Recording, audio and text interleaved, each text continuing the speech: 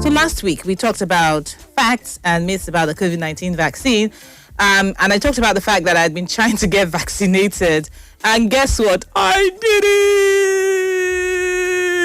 it! And everything is fine.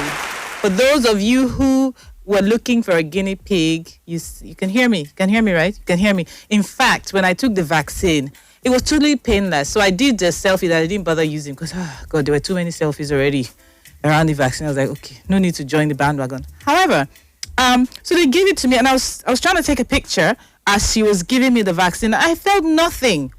I had to ask her, are you done? And then I started thinking, are you sure this wouldn't just inject me a placebo just so that I'll feel better that I've taken the vaccine? And I was like that for a while. I was like, hey, God, dude, let it not be that I queued up like this and then I just got water injected into me. But then, let me see, I took it in the morning. By evening, I started feeling a bit of soreness, some soreness on my arm. But okay, it's normal. So I started feeling better. I kind of convinced myself, okay, great. So actually, you took a vaccine. I was like that, ever so slightly off. You know, when you're not feverish, but you feel like you're slightly unwell. So it was like that for like the next 18 hours. And then, boom, I was back. So I actually went with a couple of other family members. But they had nothing like that. So they woke up ravenous the next day, very, very hungry. They woke up wanting to eat eba and soup. But that was it. No pain, no slight fever, nothing. So we're good. I can assure you, ask the COVID-19 monitor, that all is good. So if you have the opportunity, go take your first jab. I know that now they've transitioned to those frontline workers, but still they don't have enough numbers. Many people are not coming forward. So please go get vaccinated. I mean, the worst case is that you do not get protected. Who has ever heard anyone die from the vaccine? No one. So the worst case is that you go, you take this vaccine and you feel slightly off or you don't actually get immunization against whatever you're scared of.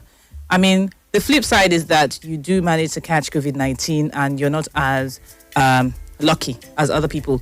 Or you have the long-term neurological effects that I've been reading about. So some people, months later, years later, it's been a year already, but many months later, some people are still feeling off. Their nerves are damaged by this. So you better make the right choice for yourself. Have you been out? Have you been to an event? And then, you start wondering, you see funny things. Because I've seen some really funny things this period. Have you seen people act in some off kind of ways? Speaking of feeling off, and then you just ask yourself, is this person normal?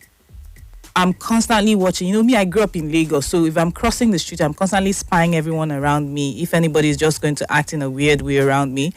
So this is a question that I'm constantly asking. And then when I do things as well, on the flip side, I ask myself, Bekeme, are you normal?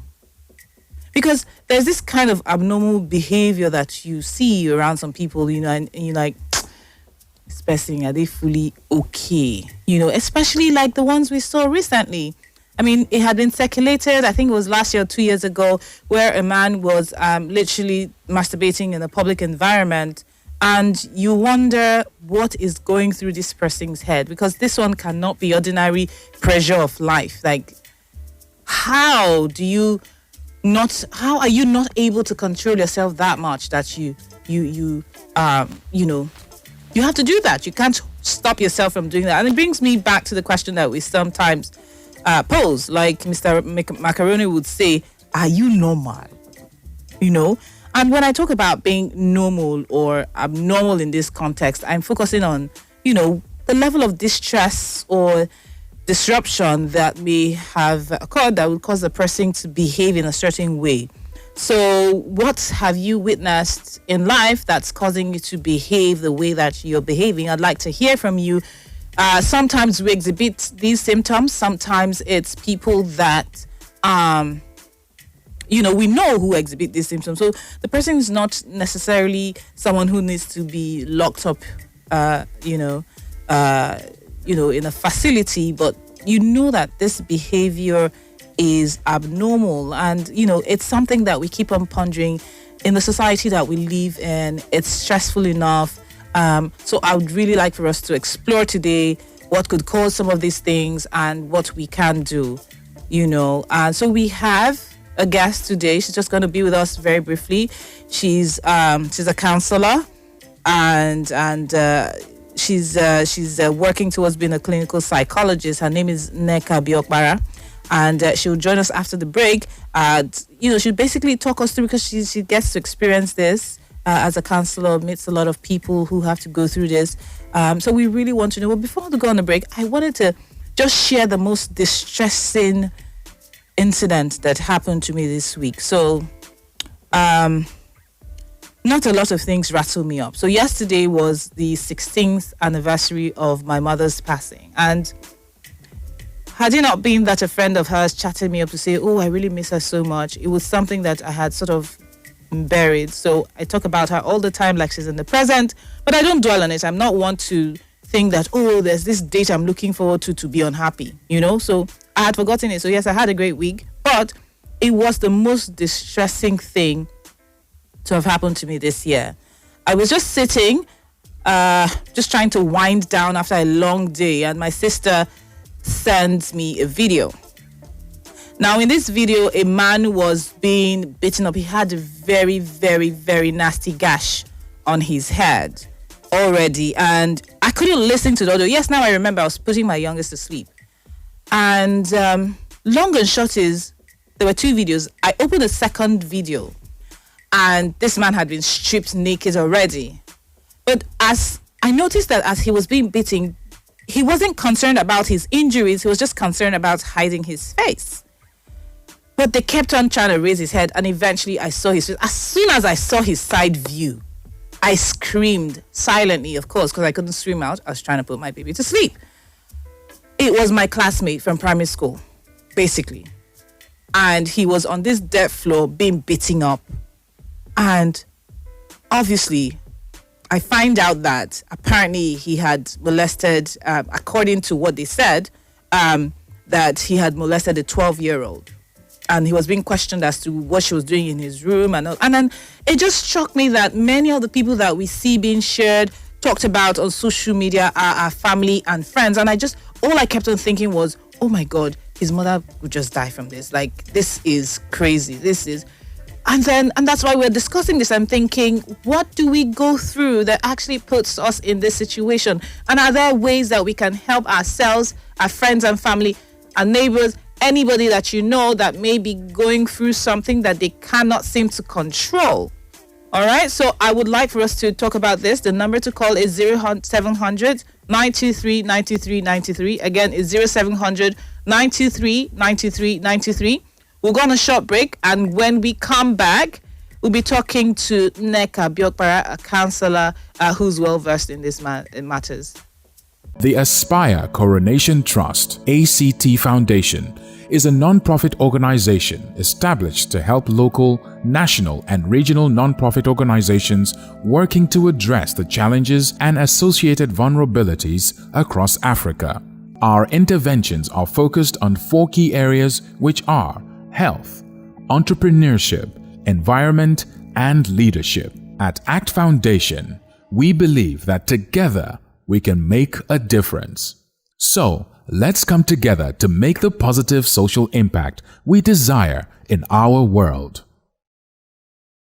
Hi guys, welcome back to the Good Citizen Show. So we've been asking the question, are you normal? And before we went on a break, we were talking about a friend of mine, a classmate of mine, that I saw just being humiliated in the worst possible way. I mean, growing up, his family was one of the few families who owned their home, and I just thought, what could have happened to put the person in this situation?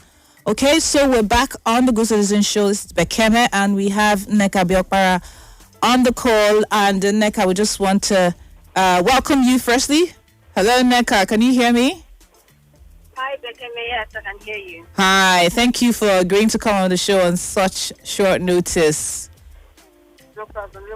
Okay, so, I think the obvious question is, you may have listened to what I said earlier, people just behaving in totally unacceptable ways, but yet these people seem to be functional members of society in some cases, and you just oftentimes wonder what has happened. I mean, for instance, I watched the Kelly documentary recently, and I couldn't sleep. Like, I was watching it throughout, and I realized that this is somebody who knew that if he was caught in this situation of abuse of young ladies, that his career could be ruined, but he just couldn't seem to stop himself. So, I mean, why do you think these things happen, and how do you think that we can help these people? Okay, first of all, some of these things happen because people don't control themselves. Or when it started, they didn't think it was a big deal. You know, when you have these sexual cravings, like extreme sexual cravings, it doesn't just start and become extreme immediately. Right. And as you keep, feeding it, so maybe watching pornography or allowing yourself to get carried away. It gets worse. Right. You do need help immediately. You don't just, keep feeding yourself with porn and some other things that can get you really, really high. So what you do, you look for a way to get into therapy as quickly as you can. That is the only way, because it starts like it doesn't start and escalate immediately. It starts gradually and it keeps going up.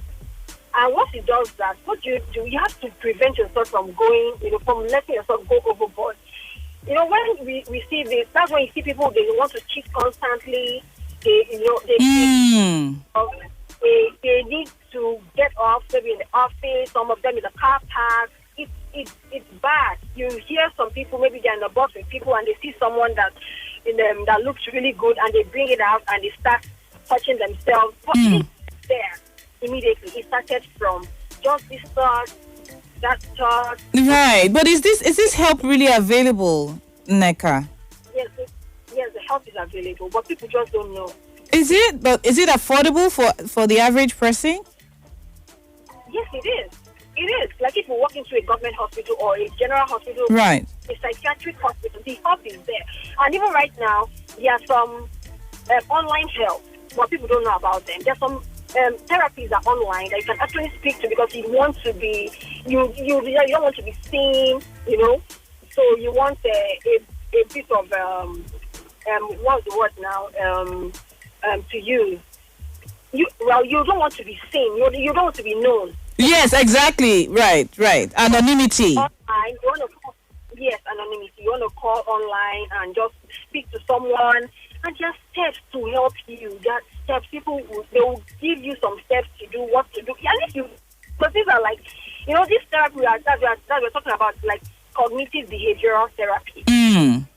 They work on your mindset, like you're trying to change a mindset of someone. I feel I'm like this, and I want to be like this, and I know this is not normal.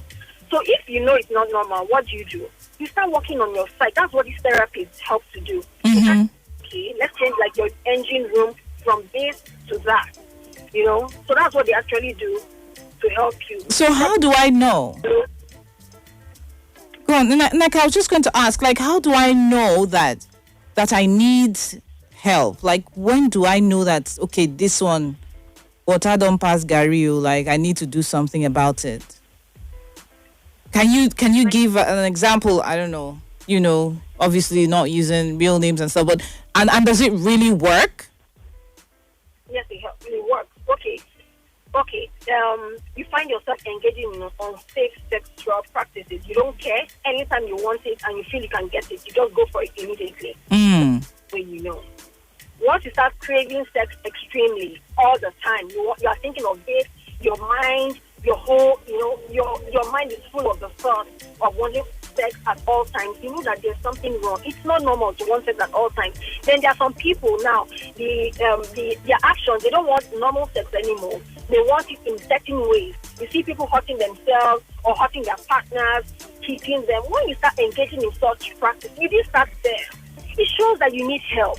Some will say it's normal. No, BDSM is normal. That's what they say. But it's not normal. Right. So people were not born a certain way. Is there something to do? I mean, could he also be? They were not born that way. No, they were not born that way. Most of them were not born that way. They just allowed it to escalate. and it escalated and it got worse without seeking for help. Okay, so you say most of them. So there's the chance that some people were born that way, but even those who were born that way, there, I suppose there is a solution. Yes, I don't think anybody was born that way, really. Right. I think so. You don't believe so? Okay, so I believe so. so I think that, when I think about, people walking into government facilities, I think that's, and I'm just saying this, I'm seeking clarification for any of our listeners who may have been considering this and is listening in and is thinking, okay, maybe this is something that I should do. Do we get professional service when we go in there? Because sometimes you hear about, minor things like giving birth, and you hear that, the person's leg was slapped. Say, who send you go open leg? Or sometimes at, police desks, the gender desks, sometimes they're not as empathetic as you would like. Is it that they're very professional and that most or every healthcare center would have this sort of support? No, you can't get this sort of support in a normal healthcare center. You can't. So it will be a general hospital? Yes, a general hospital, a psychiatric and mental health hospital. Mm. Yes, so you can't just walk into a general hospital. You may start from there. You tell them, okay, you're having it. Then they will definitely refer you to the professionals, because, of course, they don't have them in every... You can't have psychiatric in a normal healthcare facility. No, it has to be a general hospital or a mental health hospital. They have some of that, yeah.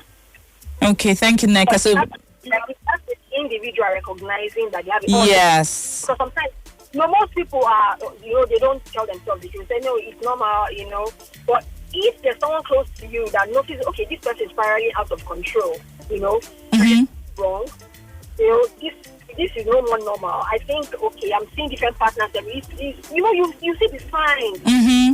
It says that your friend, your very good friend, or your spouse, yes, your parent notice and say, okay, there's something wrong and off here, and they can help you.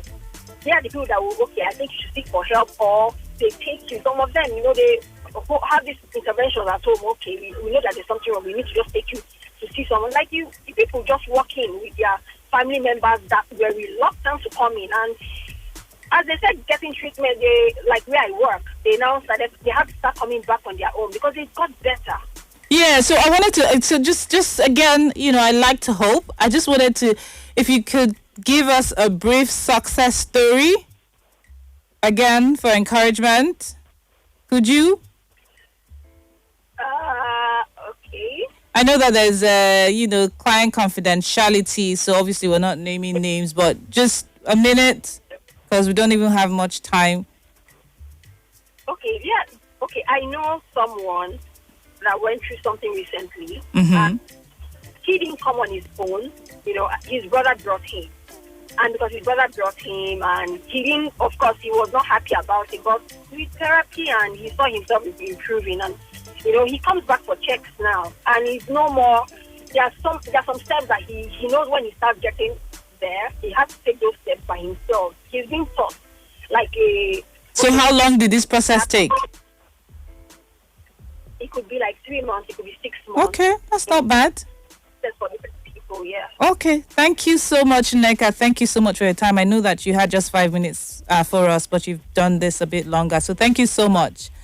Now, for those who are listening, so I basically tried to grill Neka. So obviously she didn't want to go into a lot of information. So someone, something, somewhere did something. But I guess you get the picture. There is help out there for you. You're not necessarily, I think the biggest fear for people is everybody will just think I'm crazy. It's not about being crazy. It's about being normal enough to know that you need help. So you think about it from that point of view, being normal enough to know that this thing is something that I ought not to continue with. And what is telling about what Neka said is the fact that you have to stop and think first. You have to realize that you're going through this challenge and that you need to sort it out. So those who have been trying to call, you may call now. It's 0700 93. The big question for us as citizens is really, how do we react when we see these abnormal behaviors? I mean, what do you do, especially in yourself, in somebody out there?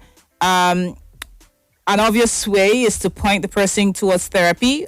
Not everybody would take that advice. In fact, most people will not even bother listening to that. But I think it's a starting point to start having those conversations. So in my mind's eye, for instance, when I saw that video that I mentioned, I just thought, how do I reach out to this family? How do I reach out to this young man? How on earth? This is a mature man who has access to mature women.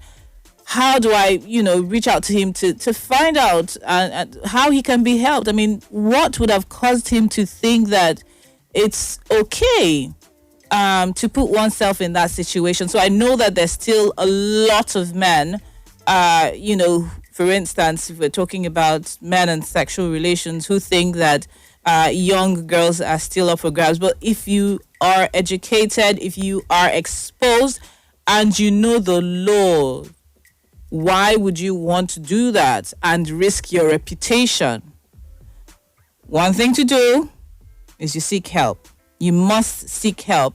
Another thing, as we've heard from Nneka, is you must try to avoid situations that would exacerbate your condition. Stop doing things that that would get you to continue doing those things. So, for instance, if it was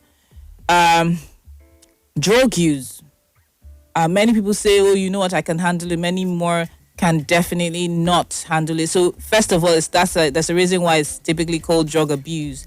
And you carry on and then you say, oh, why can't I hang out with my friends? But you know that when you hang out with those friends, this is what will happen there. And you know that unlike some of these people who have coconut head, like there's nothing that they take, that nothing that would move them. You cannot take it. Why put yourself in that situation? And this is not about me talking at you. It's about me telling us that we really, really, really need to stop and reflect, because there's a lot of reasons why people do things. Not everything that we do is as a result of illness. All situations and relationships are different, and what works for you might not work for somebody else. Some career support groups talk about unusual behavior, so you can join those, and as they may offer suggestions or emotional support. We just had a caller, but unfortunately, it's too late for us to have that conversation. So do listen in and call us next week, or you can follow us at Go Citizen NG on social media, or follow me to continue this conversation at Bekeme O, because I really, really, really, really would like to hear from you. I'd like to hear if you have had any experiences. I'd like to hear if you've had any urges that you managed to control. I mean, for the show, it's really about testimonials to get us to start rethinking the way that we do things. So because people are different doesn't mean that we ostracize them. But you should find ways of engaging. Either you find a way of engaging other people yourself, or for others to engage, for us to engage others in a respectful, compassionate manner. So you've been listening to us talking about the fact, asking the question, are you normal on the Go Citizen show? Thank you for those who tried to reach in but couldn't. Thank you to Nneka Biokbara for joining us on such short notice. My name is Bekeme. I'll be here for you next week, Friday at 5:30 p.m. Have a great week. Bye-bye.